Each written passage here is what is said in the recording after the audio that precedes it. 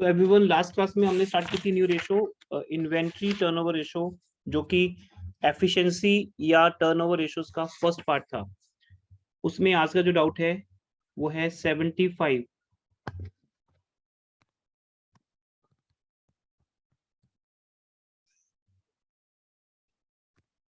कौन सा पार्ट दिया? Fourth.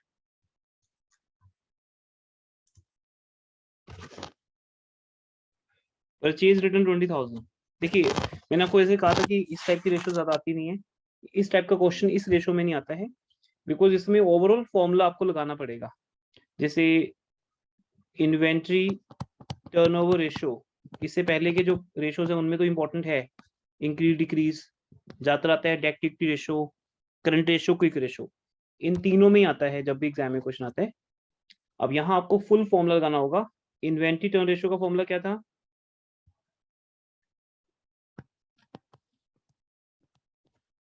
Cost of goods sold over average inventory. Average inventory. अब इसको भी डिफाइन करना होगा आपने।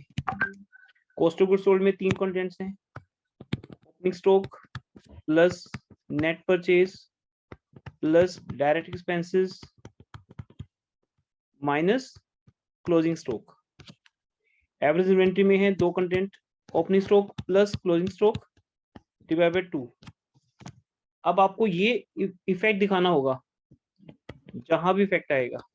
जैसे अभी हम कोई भी कंटेंट की बात कर रहे थे, डी पॉइंट की बात करते हैं। जैसे हम डी में है परचेज रिटर्न 20,000, तो बताओ इसका इनमें से किस कंटेंट पे इफेक्ट आएगा?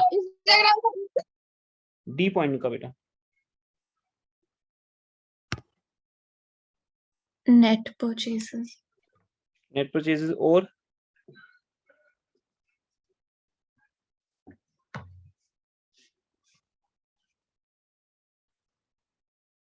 Closing inventory. Good, closing inventory, इन दोनों पे इफेक्ट आएगा। जब गुड्स रिटर्न होती हैं, जब गुड्स वापस आती है मींस, तो एक तो आपको पता है वो परचेज रिटर्न है, तो वो हमारी परचेज को कम करती है। तो आपको क्या करना होगा, इन सब की वैल्यूज पुट करनी होगी। तो अगर ओपनिंग स्टॉक का वैल्यू है 40,000 प्लस नेट परचेज 320 माइनस, यहां से माइनस करना होगा 20,000, डायरेक्ट एक्सपेंसेस गिवन नहीं है, लीव दैट, और क्लोजिंग स्टॉक 120। अब ये जो क्लोजिंग स्टॉक है ये इंक्रीज हो जाएगा। Are you getting my point? Purchase कम हो जाएगी क्योंकि परचेज रिटर्न हो गई है, और उसका एक्चुअल रियल मीनिंग क्या है कि आपको गुड्स, आपने गुड्स वापस कर दी। मैंने बाय मिस्टेक प्लस कर दिया बेटा, क्लोजिंग स्टॉक माइनस करना था। जब हम गुड्स वापस करेंगे तो आपकी परचेज कम हो जाएगी। तो एक तो परचेज में से परचेज रिटर्न माइनस होगी, क्योंकि नेट परचेज का मीनिंग होता है परचेज माइनस परचेज रिटर्न।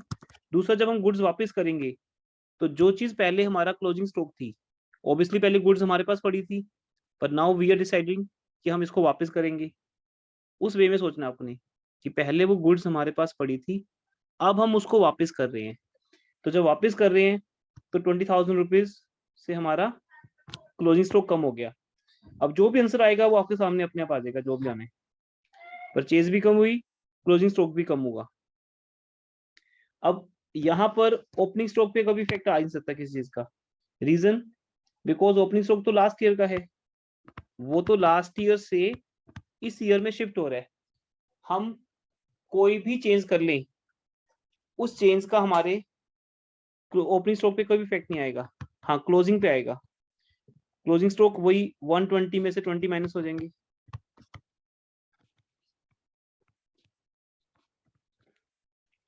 फिर डिवाइड बाय 2 करना पड़ेगा। अब इसको सोल्व करो आप, इसको जो भी आंसर आएगा वो आपका आंसर होगा, increase decrease whatever. That's why ये जो रेशो है, ये जो क्वेश्चन है इसके अंदर A B C D E F, ये सब न्यूमेरिकल पॉइंट्स हैं, और ये रेशो भी एक न्यूमेरिकल पार्ट से ही सोल्व होगी। हम डायरेक्टली इसमें एस्टिमेट लगा भी सकते हैं अगर हम बहुत ज्यादा एक्सपीरियंस्ड होकर सोचे, बट उसका कोई इतना ज्यादा बेनिफिट नहीं है, बिकॉज हमें करके देखना ही पड़ता है। बिकॉज ओवरऑल इफेक्ट आ रहा है ना, opening stock sorry closing stock पे भी, नेट परचेज पे भी और नीचे भी, तो करके ही देखना पड़ेगा आपको। उस एस्पेक्ट से मैंने कहा था कि इस टाइप के क्वेश्चन नहीं आते, बट आप कर सकते हो, जैसे मैंने भी आपको करवा दिया। इस तरह से आपको हर एक पॉइंट को अप्लाई करना है। अब आपका जो आंसर आएगा वो देख लो क्या आएगा। सोल्व कर किया आपने अभी तक इसको?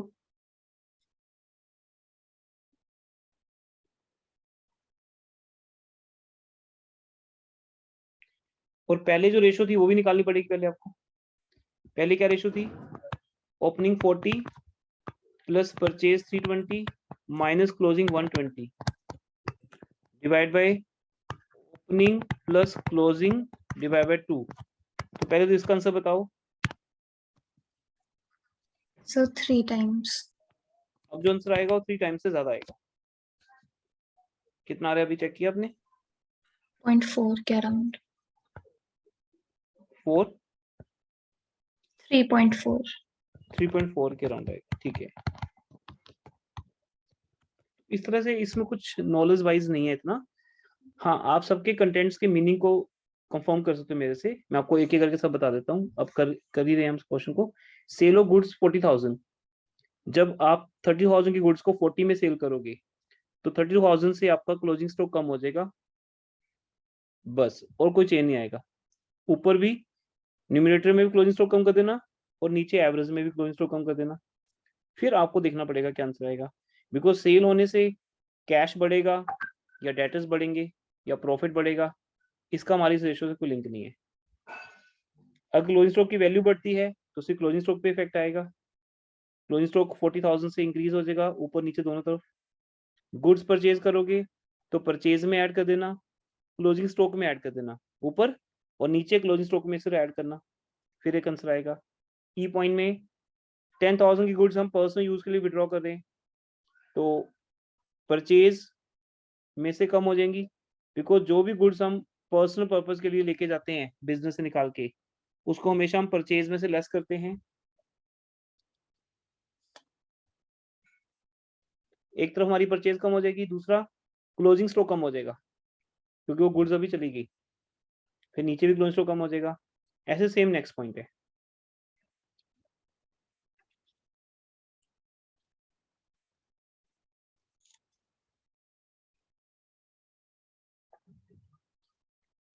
Next out.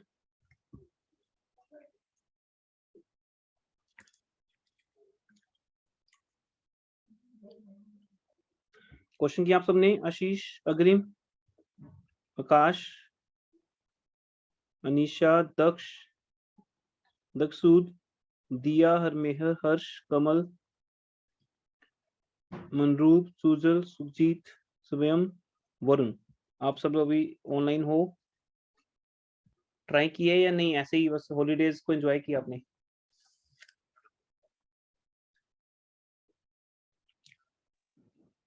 Yes sir, करें. हो गया सर।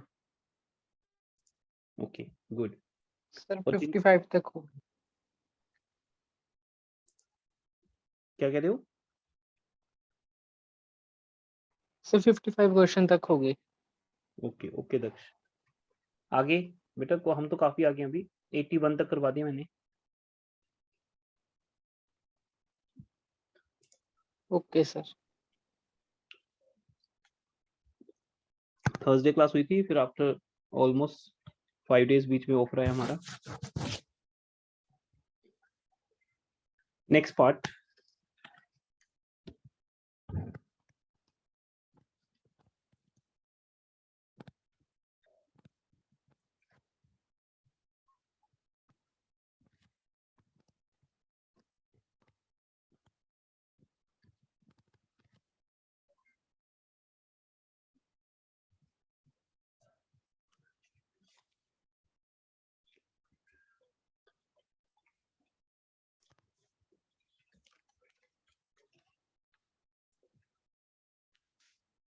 तो नेक्स्ट रेशो स्टार्ट कर रहे हैं everyone.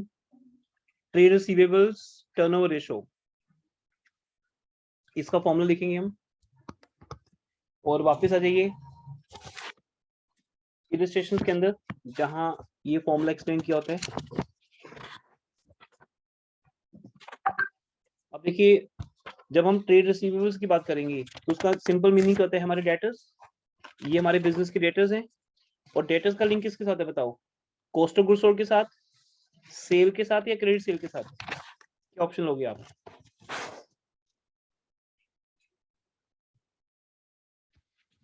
Credit sale. Credit sale. So हम आ जाएंगे क्रेडिट सेल या RFO, revenue from operations. Credit RFO means credit revenue from operation,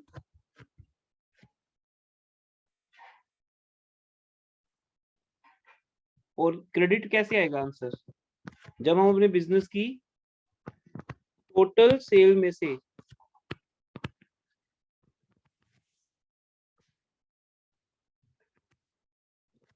cell return minus करेंगे, क्योंकि ये भी हमें नेट चाहिए होता है ऑलवेज, और आरएफओ का मीनिंग इटसेल्फ नेट होता है, इसलिए हम लिखते नहीं इसको नेट। जहां भी वर्ड यूज हो गया, जहां भी हमने आरएफओ वर्ड यूज कर दिया बेटा, उसका मीनिंग है credit sale, credit RFO. Sorry by mistake बोला गया। जहां भी हमने वर्ड यूज कर दिया रेवेन्यू फ्रॉम ऑपरेशन, उसका मीनिंग है नेट, नेट।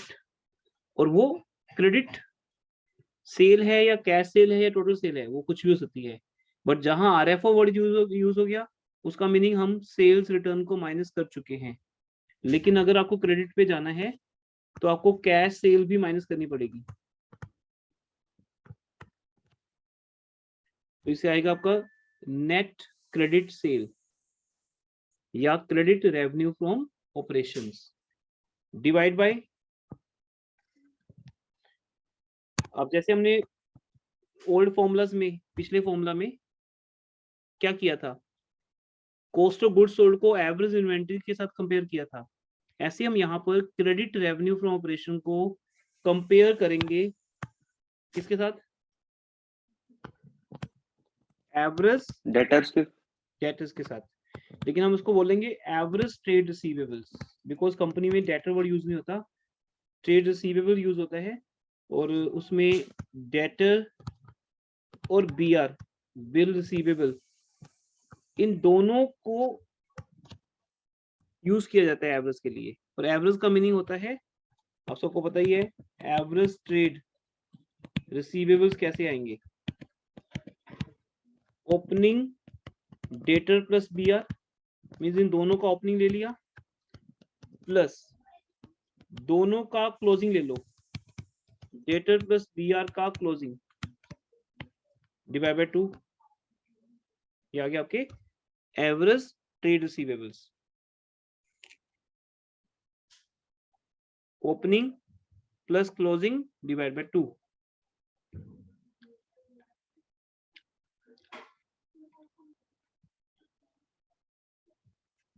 ओके, तो इन दोनों को जब हम मिलाते हैं ऐड करते हैं, दैट बिकम्स वन वर्ड।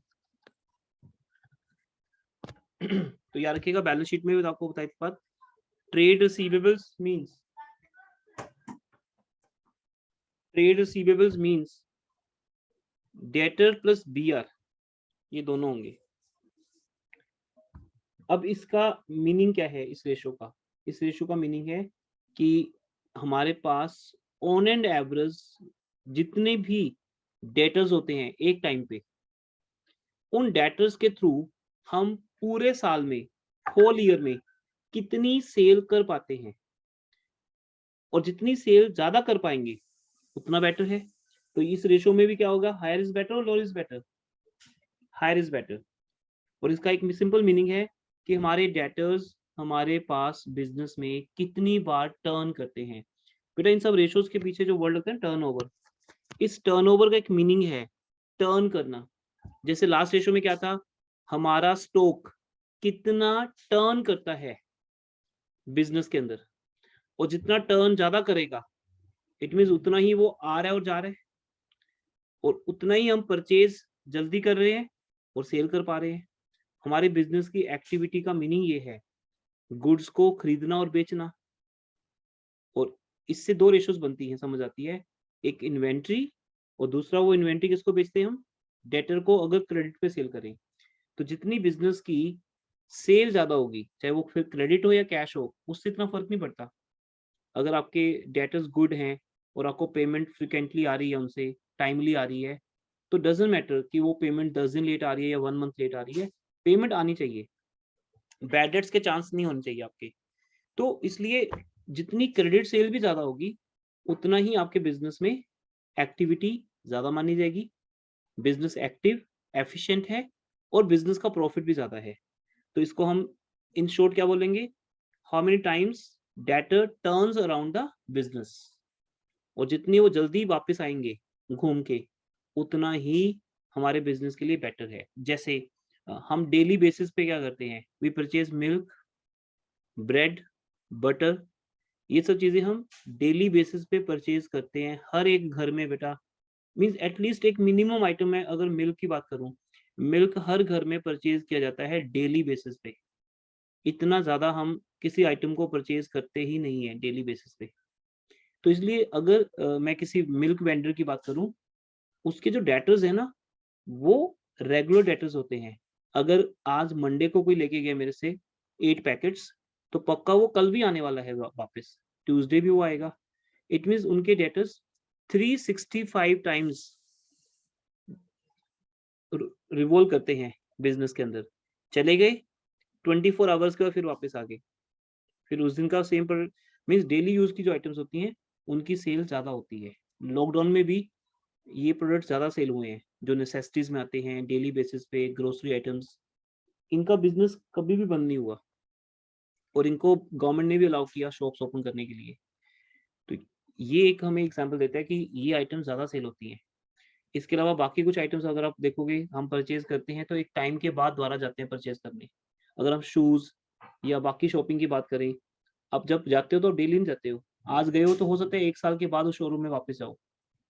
तो जितनी जल्दी डेटर्स वापस आएंगे, उतनी हमारे बिजनेस का टर्न रिवॉल्विंग बढ़ेगी और उतनी ये रेशो ज्यादा आएगी। ये इसकी इन डेप्थ नॉलेज है। वाइवा में अगर आपको पूछते हैं तो आप इसमें से कुछ भी बोल सकते हो। अदरवाइज उस टेबल में जो जाएंगे, तो टेबल में प्रॉपर उसको प्रिसाइज करके बताया गया कि आपको वो लाइन कैसे बोलनी है। तो बाद में टेबल भी रीड करेंगे। तो बस बाकी तो यही फॉर्मूला है। और इस रेशियो का भी हायर इज बेटर।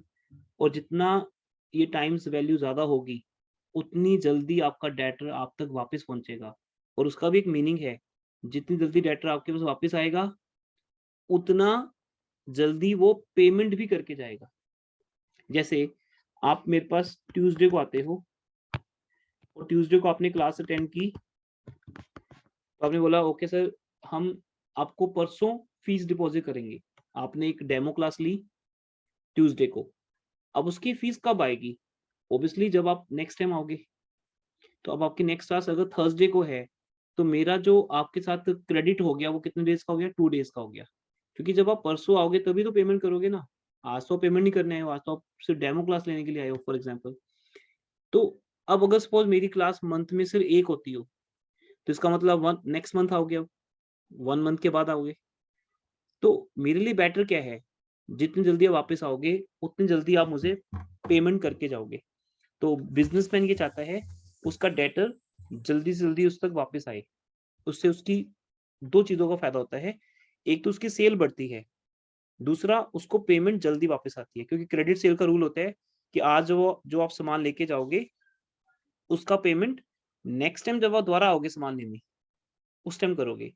अगर मैं बात करूँ ग्रोसरी आइटम्स की, तो वो मेरे पास 1 मंथ का एक बिल होता है। मैं किसी शॉप से 1 मंथ की ग्रोसरी परचेज करता हूँ, तो मैं 1 मंथ के बाद दोबारा जाता हूँ उसके पास वापस, फिर 1 मंथ की परचेज करता हूँ। और अगर मेरे बीच में क्रेडिट है, तो मैंने नवंबर का पेमेंट दिसंबर में करना है। जैसे सैलरी मिलती है किसी को, नवंबर की सैलरी दिसंबर में मिलती है, ऐसे ही यहाँ पर है। लेकिन अगर वो मिल्क जैसे आइटम है जिसे हम डेली परचेज करते हैं, तो वहां अगर क्रेडिट हो भी जाएगा, तो क्या होगा, आज के 10 पैकेट्स का प्राइस कल पे हो जाएगा। इस तरह से रिवॉल्विंग चलती है इसके अंदर। ये तो था थ्योरेटिकल सब कुछ। न्यूमेरिकली बहुत सिंपल है। आपको किस पे फोकस देना है, क्रेडिट सेल पे, और उसका लिंक किससे बनाना है, डेटर्स के साथ, क्योंकि ट्रेड रिसीवेबल का एक्चुअल मीनिंग है डेटर्स, और डेटर को जब हम गुड्स बेचते हैं वो कौन से बेचते हैं, क्रेडिट सेल। तो फॉर्मूला वैसे याद हो गया, credit sale bye debtor. Debtor कौन से, एवरेज, क्योंकि वो डेली चेंज होते हैं। ये जो हम एवरेज वर्ड ले रहे हैं, क्यों ले रहे हैं बेटा, क्योंकि इन्वेंट्री, डेटर, क्रेडिटर्स, ये डेली चेंज होते हैं। अगर आप कल आप में से 10 स्टूडेंट्स फीस पे कर देंगे तो क्या होगा, मेरे डेटर्स कम हो जाएंगे। नेक्स्ट डे 5 स्टूडेंट्स और ज्वाइन कर लेंगे, वो नए डेटर्स बन जाएंगे। डेटर्स की वैल्यू चेंज नहीं होती है, जो फिक्स एसेट्स हैं वो सेम रहती हैं, लेकिन cash, bank, debtor, stock, creditors, ये जितनी भी हमारी करंट एसेट्स हैं ये डेली बेसिस पे चेंज होती हैं, इसलिए यहाँ पे इनका एवरेज लिया जाता है। इसलिए एवरेज को मत भूल जाना, और रूल्स वही सेम रहेंगे। जहां एवरेज निकालना पॉसिबल नहीं है वहां पे हम क्या कर सकते हैं, बोलो, जहां एवरेज निकालना पॉसिबल नहीं है,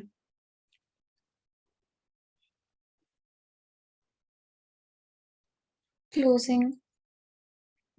क्लोजिंग। यस, हम ओनली क्लोजिंग डेटर्स को यहाँ पे यूज कर सकते हैं। रेशो ज्यादा इंपॉर्टेंट है प्रीवियस रेशो से भी। यहाँ पे एक नोट भी आता है, नोट लिखिए सब लोग।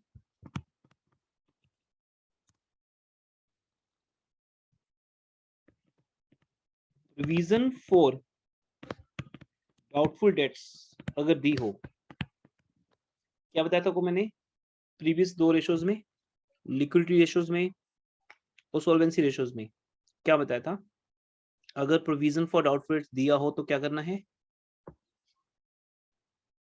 डेटर्स में से माइनस। Debtors minus. लेकिन बेटा याद रखना, यहां ऐसा नहीं करना, यहां ऐसा नहीं करना, यहां हमें इसको इग्नोर करना है।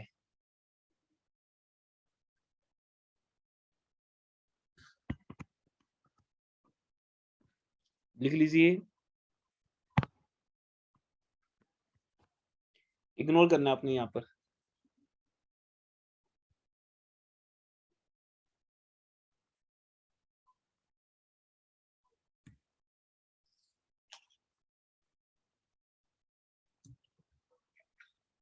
नोट कर लिया सबने, वाई, क्यों करना है हमें, क्योंकि यहाँ पे जो पर्पस है, यहाँ सिर्फ ये देखना है कि डेटर के कंपैरिजन पे क्रेडिट सेल कितनी है। अगर हमारे पास फॉर एग्जांपल, अगर मैं इसकी न्यूमेरिकल वैल्यू कोट करूं, मेरे पास ऑन एन एवरेज 50,000 के क्रेडिटर्स होते हैं, और मैं फुल ईयर में उनको कितने गुड्स बेचता हूं, 5 लाख की। अब अगर एक टाइम पे डेटर 50,000 के हैं तो ये थोड़ी हम उनको एक साल में एक ही बार सेल करेंगे, दोबारा ही तो आएंगे ना एक साल में वो। जैसे आप एक दिन छोड़ के आते हो, ऐसे कुछ डेटर्स वीकली आ सकते हैं, कुछ मंथली आ सकते हैं, कुछ क्वार्टरली आ सकते हैं। तो हम उनको कितनी गुड्स बेच पाते हैं वो डिपेंड करता है कि प्रोडक्ट कैसा है, उनको उनकी जरूरत कितने दिन के बाद बढ़ती है। तो 5 लाख अगर पूरे साल की सेल हो, क्रेडिट सेल की बात कर रहा हूं मैं, और एक बार के डेटर कितने हैं 50,000, तो इट मीन 10 टाइम्स हमारी वैल्यू आ गई। अब उसके बाद ये 5 लाख में से कितना पैसा आया, कितना बैड डेट्स हुआ या बैड डेट्स हो सकता है, इस बात का इस रेशो से कोई लिंक नहीं है, क्योंकि ये रेशो से टाइम्स गिनती है, कितने टाइम्स बाद में पैसा आया नहीं आया उस चीज से कोई मतलब नहीं है। अगर आप क्रेडिट सेल करते जाओ, बाद में बैड डेट्स होते जाएं, डजंट मैटर। हम तो यहाँ देख रहे हैं कि डेटर्स के अगेंस्ट क्रेडिट सेल कितनी है आपकी। इसलिए प्रोविजन फॉर डाउटफुल डेट्स को इग्नोर करना, ये एक वाइवा क्वेश्चन भी है। मैं साथ साथ बताता रहूँ आपको, अभी तक जितने लेक्चर हुए इस बुक के ऊपर वाइवा क्वेश्चंस क्या क्या हो सकते हैं आपको बताता रहा हूँ। बाकी ये अनलिमिटेड है, हर टीचर की अपनी चॉइस है क्वेश्चंस को लेके। तो ये भी एक वाइवा क्वेश्चन है कि प्रोविजन फॉर डाउटफुल डेट्स का हम क्या करते हैं, इग्नोर करना है। Why ignore, because here the purpose is to calculate only the number of times a debtor और any trade receivable revolves around the business, कुछ ऐसा आपको बताना है। यहाँ से नंबर्स देखने की बात है, पैसा आना है नहीं आना वो बात की बात है। उसके बाद इसके अंदर एक रेशो और होती है, ये तो हो गया एक major ratio, main part trade receivable turn ratio. इसका सब पार्ट भी है एक, उसको लिखो, उसका नाम है debt collection period.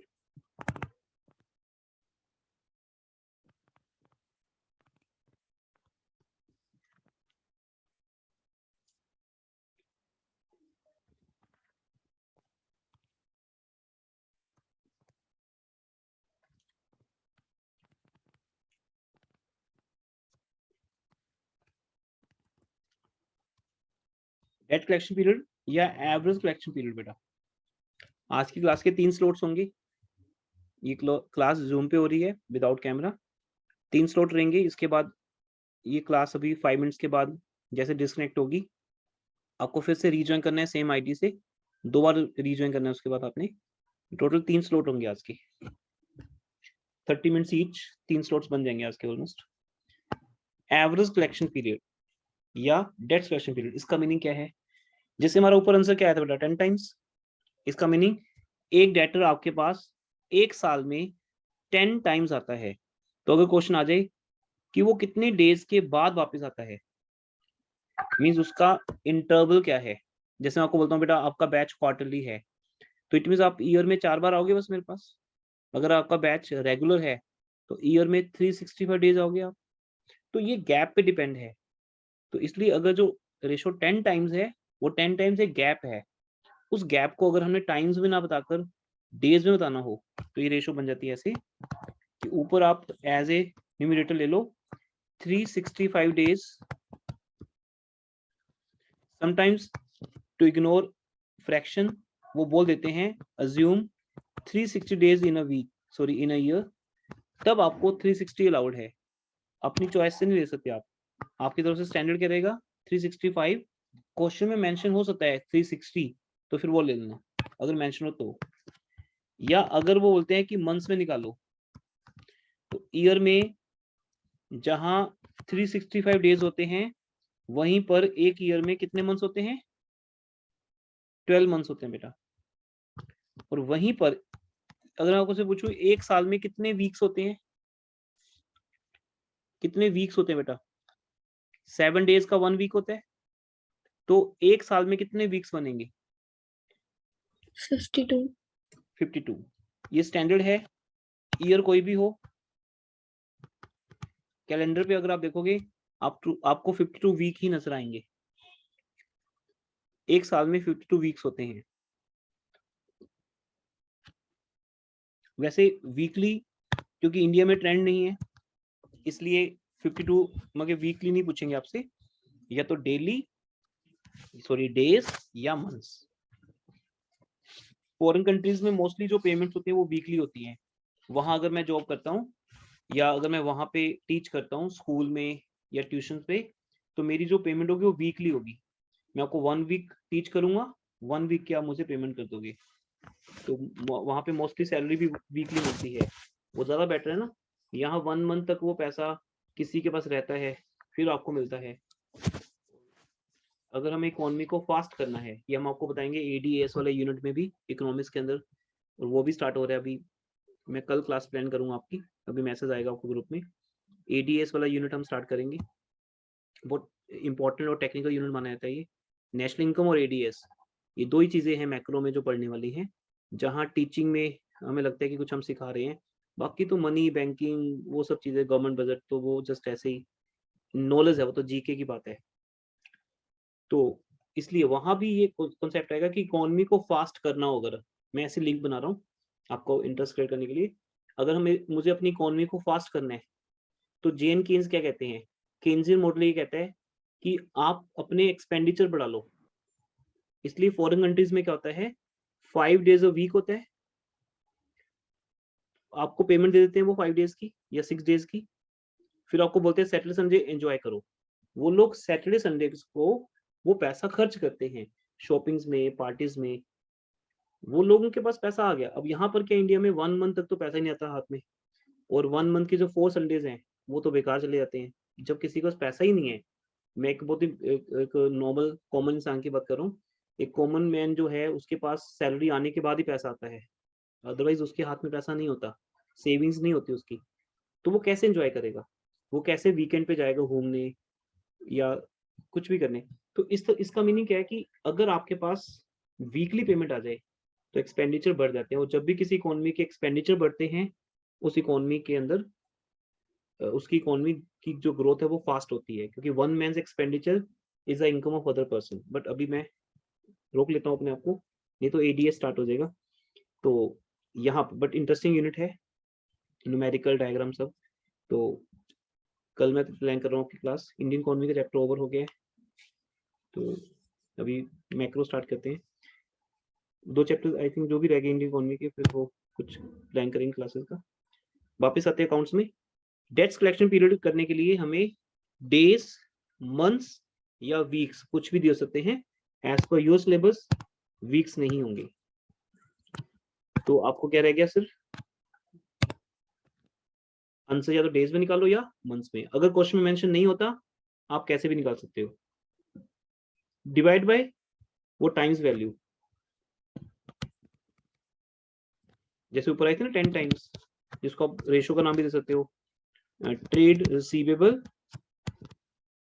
Turnover ratio, जो हम पहले कैलकुलेट कर लेंगे। जब कैलकुलेट कर लोगे तभी तो ये रेशो लगेगी। तो ये एक स्लॉट था हमारा इंट्रो के ऊपर। अभी हम सेकंड स्लॉट में मिलते हैं न्यूमेरिकल के लिए। तब तक बेटा इस टेबल में वापस ले आना। ये जो मैं आपको बता रहा था अभी, ये इलस्ट्रेशंस में भी दिया होगा। पेज नंबर क्या होगा उसका, पेज नंबर है 4.48। वहां से आप और डिटेल में रीड कर सकते हो। वैसे मैंने बता दिया सब कुछ आपको, फिर भी आप एक बार रीड कर लेना वहां पे जहां इलस्ट्रेशंस होती हैं वहां। और एक टेबल है पेज नंबर 4.84 पे। टेबल में भी आपको इस रेशो का मीनिंग लिखा हुआ है। This ratio shows efficiency in collection of amount due from trade receivables. Higher the ratio better it is, क्योंकि जितनी ये रेशो हायर होगी उतनी जल्दी वो डेटर आपके तक वापस आएगा और वो पेमेंट करेगा आपको। तो इसमें चाहता हूँ कि ये रेशो हाईएस्ट हो। अगर आज आप मेरे से क्रेडिट करते हो उसका पेमेंट मुझे आप कल ही दे दो,